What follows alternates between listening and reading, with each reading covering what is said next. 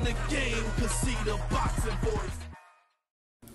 Welcome back, gang, for the first time and hopefully many more to come. Don't forget to subscribe to the YouTube channel and click on the notifications right here, this little bell, so you can get those emails every time we go live. Peace. ThaBoxingvoice.com here with Dominic Ingle, trainer of Billy Joe Saunders and of course of Kell Brook. We're going to start how it all started, really. I mean, did you go to Billy Joe then, or did he come to you for guidance? Or? No, you know, I'd always had my own Billy Joe from a long time back. I had a guy called Lee Noble who boxed Billy in his 4th fight, and I remember Billy knocking his hand up on Lee Noble. He had an extremely hard head, and you know, there was the potential for Billy to stop this kid I was, you know, with Lee Noble, but he got through the fight. And I thought, you know, he's a real talent, Billy Joe Saunders. And then obviously he went on and had other fights and he came through. And then the next fight I watched him was Eubank. And I remember thinking, you know, Billy's the underdog in this fight. He's all set up for Eubanks to win. And he scraped through that fight and he won. And then he really, for me, he went off the boil. You know, he became world champion. And then he just seemed to like lose the plot. And last December, I was in my house listening to an interview, and I didn't even watch the fight. He just had a poor performance, and I remember him saying, you know, if I ever box like that again, I need to pack up. I'm not going anywhere. And he just disappeared off the face of the earth. And the next thing, I just saw heard an interview where he'd gone to train with Adam Booth. I thought, well, that's surprising. You know, going to Adam Booth. And we'll see how he does there. And he had a couple of weeks training, and then nothing happened again. Fight fell through, I think, with a guy, can't remember what he called him, a little guy who got locked up in America. Yeah. And he just seemed to be all going wrong for Billy. And early one morning, I was training in the gym, and I got a call from Frank. I'm looking at my phone, I'm thinking, Frank Warren, this is going to be a load of trouble here. What have we done now, type of thing. And he goes, how would you feel about, you know, training Billy Joe Saunders? And I said, of all the fighters, because I don't train other people's fighters, we generally just train fighters that we've developed as self. And I said to Frank, of all the fighters, you know, if I could pick anybody to train in Britain right now, you know, Anthony Joshua or Eubank or all these fighters, the one who would be happy training them all is Billy Joe Saunders, because his style, stylistically, fits into what we do. And he said, well, you know, I want you to have a meeting, we ever talk to him and see what you think. So Billy came up. We went for a coffee. We had a chat for 1 or 2 hours about, you know, what he's done in the past, how he likes to train, what he wants to do, and we got on straight away. And you know, I said to him, right, come up next week. I outlined everything to him, you know, week by week what we're going to do. I said, I don't work blind. This is what I expect you to do. And at any point you can't do it, because that's when it's finished. Because I expect you to do everything I ask you to do. You know, roll up on time, do the training, and. I said, at this point you're going to weigh this, at this point you're going to weigh this, and as the weeks went by, you could see the cogs ticking in his head. He's thinking, yeah, it's working this, and week by week he started to grow in confidence, and he was getting, you know, you're getting motivated. You could see the life coming back into him. He's starting to enjoy everything. You know, the training was getting hard. He was handling it.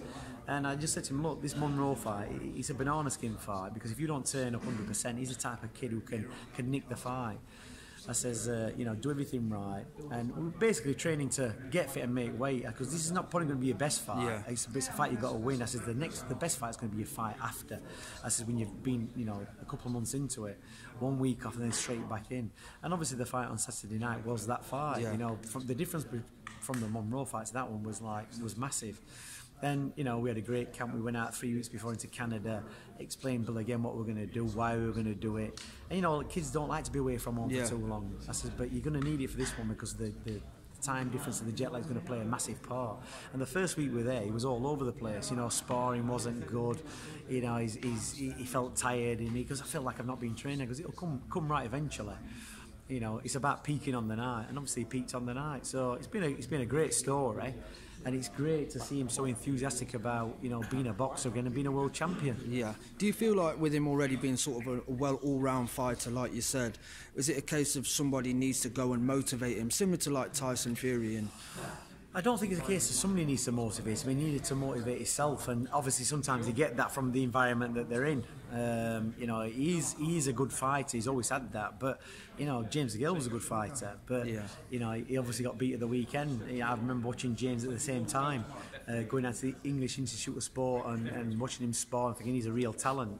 But you can't, you know, you can't just wake up with talent every morning. You've got to put time in, because one day your talent deserts you, and you find it hard work to do what you want to do. Yeah. I think Billy just got to the point. He made the right decision at the right time after having a bad fight last December.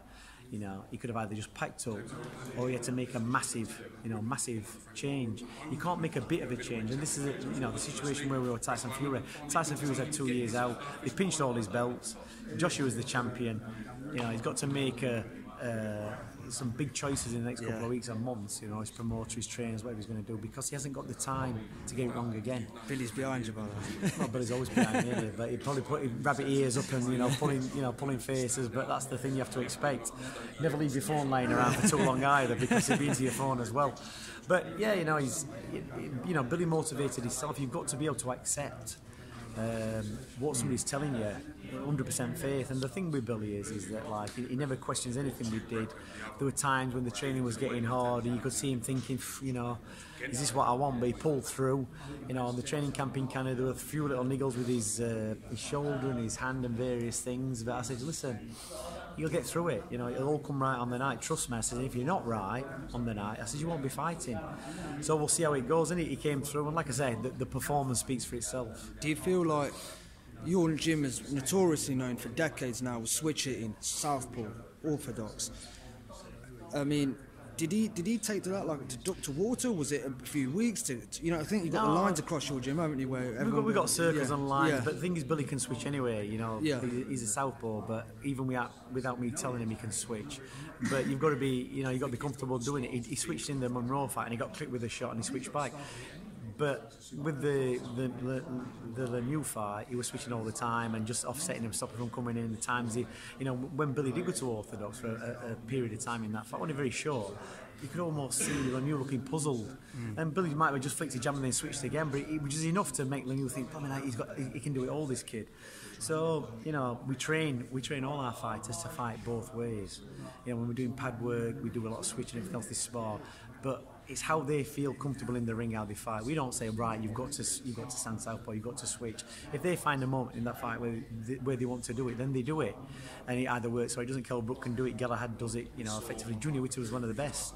But Billy can do it, and in that fight, when his confidence came back, he started switching, you know, throwing the left jab, switching back, hitting him with the right jab, and it just totally confused David Lemieux. So it works in certain parts. We always train fights to fight that way, but it's what they want to do on the night. And with your schedule, like, I think Kell's out in March, you've got now two, you know, A-level fighters in the UK. You've got two of them. Is there going to be some sort of confliction in your sort of workload at all? No, because you know they all get one-on-one in our gym. You know, we have sessions in the morning, sessions in the afternoon, and everybody in the morning gets a one-on-one session, and then in the afternoon they train. They generally train together. But you know, I've got enough. I've got Galahad, I've got Brook, I've got Billy Joe Saunders. I'm now training a guy called Jason Quigley, who's 13 and I've got him to rope in. But we used to train. You know, for me, I think 5 top-level fighters is enough. You can correlate the training and get it all on point. It's easy enough. They all work together. You know, people keep saying to me, "Oh, you know, has Kell Brook and Billy Joe, you know, sparred each other, and you know, will they spar each other?" Probably not, because you know, I don't want them knocking lumps off each other. They're both high-level fighters. And you know, Billy's had some good sparring for his last fight, but he didn't have what they call world-class sparring. You don't need to have world-class sparring. You need to have guys who are going to come and present a few problems that you need to work out. We've had John Ryder in the past. You know, we've had all these decent enough kids. But it's not anybody who's going to be knocking lumps off Billy, because he doesn't need it. And you're making weight and you're tired from training. You just need kids to present with a few problems. So, you know, it's easy enough to get all the training together and work them together, and they'll bring each other on. You know, Billy's having a few weeks off. Kell's getting right back into his training. By the time Billy comes back in, Kell will be of a level of fitness. Bill will be behind him, and they'll come through together. So they'll work together. Do you feel like the Monroe camp, you've had the Lemieux camp, how do you define when it's too much? I mean, you don't want to burn him out with 3 quick fights. how do you know that's the right amount of time? I mean, yeah, he knows what the work's involved in. You know, like you'll have heard Billy in that press conference today saying that, you know, the training we do is not full on all the time. You have periods of rest, you have high intensity stuff, it gets broken up, the training. You learn over the years, you know, not to push a fighter too hard. You can tell, you know, when they walk into the gym or they prepare for a hard workout, is it going to be a steady workout? Once he's had 4 weeks off, trust me, he'll be banging that door down to get back in the gym. He'll have had enough, because he's now got the mindset. He knows what he's got to do. He's enjoying something. When you enjoy things, you know, if you enjoy your job, you're happy to go to work. If you're not happy in your work, you're like dragging your feet. You're making every excuse in the book not to do it. And that's the thing. After 4 weeks, his mind will be refreshed. He'll be switched on, and he'll be ready for the next challenge. And final question: Canelo GGG, if it does happen in May, which side do you go with that one then? You know, I'm of the opinion that if you don't beat a guy like Golovkin the first time, you never beat him, and that was much of my opinion of Cole Froch. Cole Froch was another fighter that, you know, George Groves came very close to beating him, but he didn't capitalise on it, and the second time he got flattened. Yeah. So, you know, Golovkin's the same type of fighter, and I think if they do get that fight, and I think that Golovkin will beat him. And just one final more, is there an extra incentive for you if it is Golovkin, considering what happened with Kell Brook, with you being in the corner with Kell, and you know, is there a bit of an incentive for you to... It's not me fighting Golovkin, is it? I might go around corner and give Abel Sanchez a clip, but you know, he's a nice fella, Abel. It's not about me and it's not about me and Abel. It's not about trainers. It's like you've got your fighter, haven't you? It's about the fighters doing the best job for the fighter. It's not me trying to get one over on Golovkin's trainer or vice versa. It's you know, it's about trying to beat the guy in front of you. So we're gonna get everything in place, you know, to make sure that by the time, you know, Kell Brook, for me, put one hell of a performance in against Golovkin, but he was a welterweight at the end of the day. Billy's a full-fledged middleweight, and that makes a difference in a fight. That makes a massive difference. You know, he's 5'11", he's got a good reach, he's southpaw. It's a whole different, you know, prospect, you know, when you're fighting Golovkin from that kind of perspective with Billy. So we've got a few things, you know, in place. We've got a lot of training going off. We've had him in altitude tents. We've got him strength and conditioning at Sheffield Hallam University. There's lots of things that Billy's yet still got to do. And in the next 6 months, you know, it's going to build him into a more complete fighter. Okay, thanks very much, John. No problem. Ain't no other sight in the game, 'cause see the boxing voice.